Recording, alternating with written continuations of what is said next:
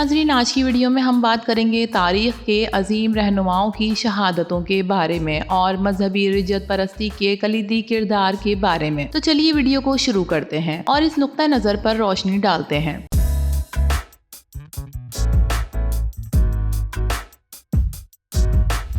ناظرین، یہ سچ ہے کہ سامراج کا سب سے بہترین ہتھیار مذہب رہا ہے اور یہی وجہ ہے کہ قومی تحریکوں کے خلاف ہمیشہ مذہبی رجعت پسند طبقہ ہی استعمال ہوا۔ تاریخی طور پر کئی مثالوں سے جڑا ہوا یہ طبقہ یہ اصل میں ایک پیچیدہ حقیقت ہے کہ مذہب اور مذہبی تنظیموں سے اکثر سیاسی مقاصد کے لیے استعمال کیا گیا، جس سے سامراجی طاقتوں کا کردار بھی شامل رہا ہے۔ اقتدار کے خاتمے اور بعض صورتوں میں ان کی موت میں مذہبی عناصر نے مکروہ کردار کو نظر انداز کیا، تاہم ان میں دیگر عوامل جیسے اندرونی اختلافات، بیرونی مداخلت اور سیاسی معاشی مسائل بھی شامل تھے۔ تاریخی پس منظر اور رہنماؤں کے کیسز یہاں ذکر کردہ رہنماؤں اور ان کے معاملات میں مذہبی عناصر کے کردار کو مزید تفصیل سے بتائیں گے۔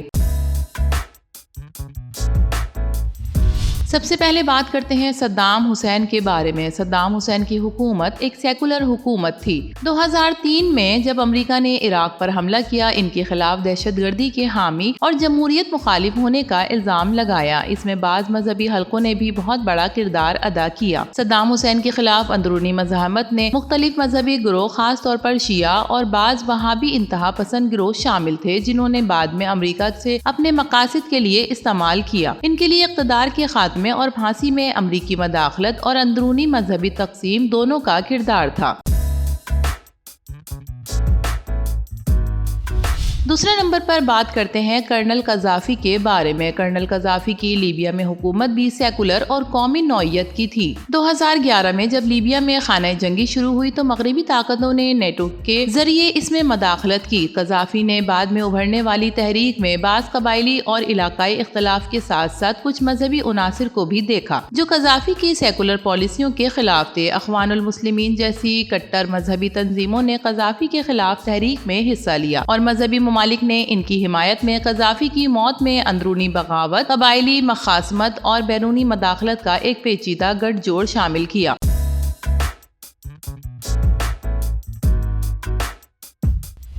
اس کے بعد باری آتی ہے ذوالفقار علی بھٹو کی۔ ذوالفقار علی بھٹو ایک سویلین رہنما تھے جن کی حکومت سیکولر اور سوشلسٹ رجحانات رکھتی تھی۔ ان کے خلاف 1977 میں ایک ملک گیر تحریک نظام مصطفیٰ کے نام پر چلائی گئی، جس میں مذہبی جماعتوں نے کلیدی کردار ادا کیا۔ اس تحریک کو جنرل ضیاء الحق نے استعمال کیا اور مارشل لا لگا کر بھٹو کی حکومت کا تختہ الٹ دیا گیا۔ بعد میں بھٹو کو ایک متنازع عدالتی فیصلے کے تحت پھانسی دے دی گئی، جس میں مذہبی جماعتوں اور فوجی اسٹیبلشمنٹ کا گٹھ جوڑ واضح تھا۔ یہ ایک واضح مثال ہے جہاں مذہبی جماعت کو سیاسی مقاصد کے لیے استعمال کیا گیا۔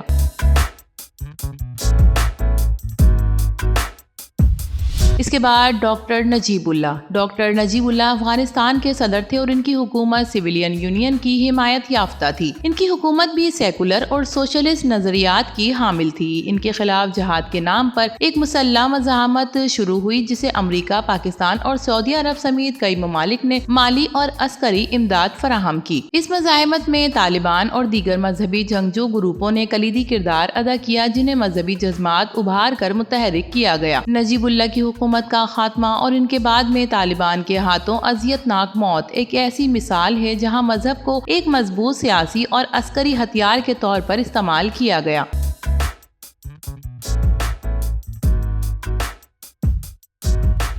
اس کے بعد شاہ فیصل۔ شاہ فیصل سعودی عرب کے بادشاہ تھے۔ ان کا قتل ان کے بھتیجے فیصل بن مسعود نے کرایا۔ یہ واقعہ خاندانی اور ذاتی نوعیت کا تھا، جس میں مذہبی رجعت پسندی کا براہ راست کردار نہیں تھا، تاہم سعودی عرب میں وہابی مذہب کا سرکاری حیثیت رکھنا اور اس کے ذریعے معاشرے میں کنٹرول ایک الگ بحث ہے۔ شاہ فیصل نے بعض ترقی پسند اصلاحات متعارف کرانے کی کوشش کی، لیکن ان کا قتل ذاتی رنجشوں کا نتیجہ تھا، نہ کہ کسی منظم مذہبی تحریک کا۔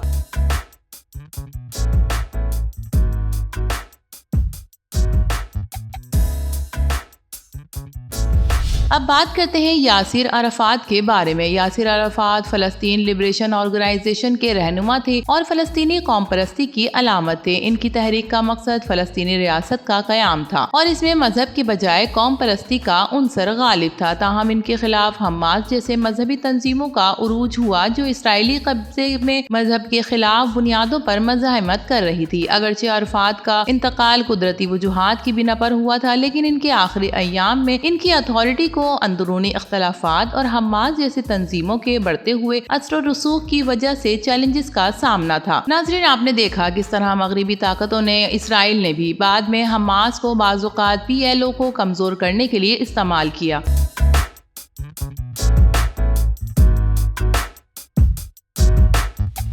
یاد رہے کہ ان تمام رہنماؤں کا موقف اور کردار مسلم امہ اور فلسطین کے حوالے سے کافی مثبت رہا ہے، اور سب کے سب امریکی سامراج اور اس کے اعلی کار یورپی سامراجیت کے بھی شدید خلاف تھے، اور یہی وہ وجہ تھی جس کی پاداش میں ایک ایک کر کے سب کو لائن سے ہٹا دیا گیا۔ تو ناظرین، آپ نے دیکھا کہ کس طرح سے تاریخ کے عظیم رہنماؤں کی شہادتیں ہوئیں۔ یہ سب مذہبی رجت پرستی کا کلیدی کردار تھا۔ امید کرتے ہیں آج کی ویڈیو آپ کو پسند آئی ہوگی۔ ویڈیو پسند آئے تو اسے لائک کیجیے، HITV کو سبسکرائب کیجیے۔ تو پھر ملیں گے کسی اور نئی ویڈیو کے ساتھ، تب تک کے لیے اللہ حافظ۔